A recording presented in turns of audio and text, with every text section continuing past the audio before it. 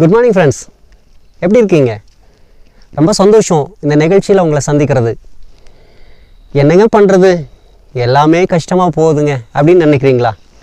இல்லைங்க, நீங்கள் கர்த்தரை துதிக்கும் போது, கர்த்தரை ஆராதிக்கும் போது, அந்த பிரச்சனைகளின் மத்தியிலும் அந்த போராட்டங்களின் மத்தியிலும் ஆண்டவர் நமக்கு ஜெயத்தை கொடுப்பாருங்க. ஷாத்ராக், மேஷாக், ஆபேத்நேகோன்னு சொல்லி ஒரு 3 பேர் இருந்தாங்க. அவங்களுக்கு கர்த்தரை துதிச்சு ஆராதிக்கிறதுனால பிரச்சனை வந்துச்சுங்க. அவங்கள தூக்கி 7 மடங்கு சூடாக்கப்பட்ட அக்னி தழலில் போடணும்னு சொல்லி பிளான் பண்ணிட்டாங்க.